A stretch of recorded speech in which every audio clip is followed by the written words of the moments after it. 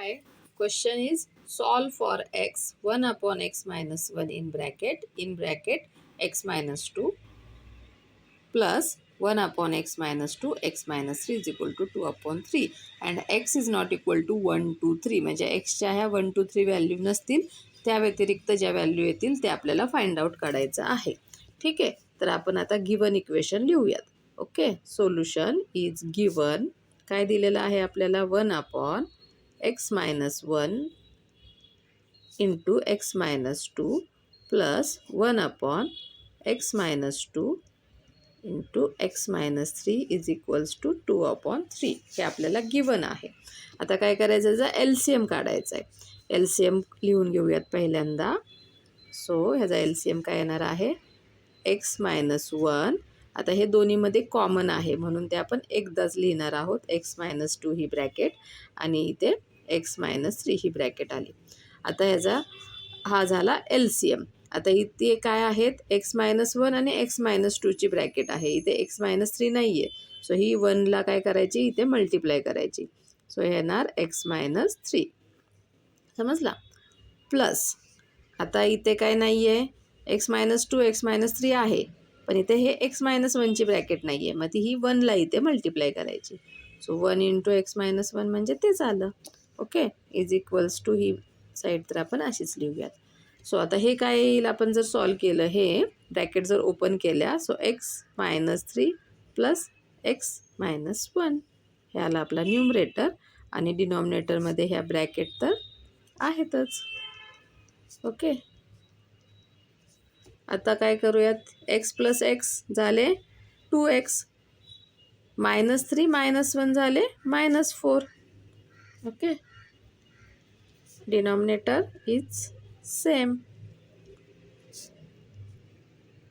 Equals to 2 upon 3. Okay, आता काय करू शकतो आपण? इथे 2x आहे आणि ते 4 आहे, त्यातून आपण 2 कॉमन जर घेतला, आपल्याला काय करायचं आहे माहिती आहे का? तर ह्याच्यातून कसे नंबर्स कमी होतील ते आपल्याला बघायचं आहे. सो 2 कॉमन घेतला तर इथे काय आला? x minus 2 आली ही ब्रॅकेट आणि या ब्रॅकेटमध्ये x minus 1 x minus 2 x minus 3 is equals to 2 divide by 3. आता इथे x minus 2 ही ब्रॅकेट आहे न्यूमरेटरमध्ये आणि डिनॉमिनेटरमध्ये, सगळं मल्टिप्लिकेशनमध्ये आहे म्हणून आपण असं डिवाइड करू शकतो. सो x minus 2 ची ब्रॅकेट कॅन्सल आउट झाली. मग इथे राहिला वरती 2 upon x minus 1 x minus 3 is equals to 2 upon 3. हे 2 सुद्धा इकडे हे न्यूमरेटरमध्येच आहेत म्हणजे हे कॉमन आहेत, हे सुद्धा कॅन्सल आउट होऊ शकतात. असे जर तुम्हाला समजत असेल तर तसं कॅन्सल आउट करा, नाहीतर आपण बघूयात मग कसं करायचं. ओके, सो आता इथे काय होणार आहे? ही ब्रॅकेट आहे ती इकडे घेऊन जा. ओके, घेऊन गेलात तर काय होईल? इकडे ही न्यूमरेटरला जाईल x minus 1 आणि x minus 3. आता इकडे काय होईल? मी इथे तुम्हाला हे 2 डायरेक्ट कॅन्सल करता येत नाही म्हणून सांगते. इथे 2 असाच राहील आणि हे 2 अपॉन 3 आहे ना, ते इकडे येणार. तर हा 3 जो डिनॉमिनेटरचा आहे तो न्यूमरेटरला जाईल, तर ते काय होणार? 3 अपॉन 2 होणार. मग हे कॅन्सल झाले. समजलं आता? ओके, आपल्याकडे आता काय आलेलं आहे? 3 इक्वल्स टू x minus 1 आणि x minus 3. ठीक आहे, हे सरळ करून लिहूयात. x minus 1 x minus 3, फक्त आपण साईड्स चेंज केल्या, काही नाही केलं.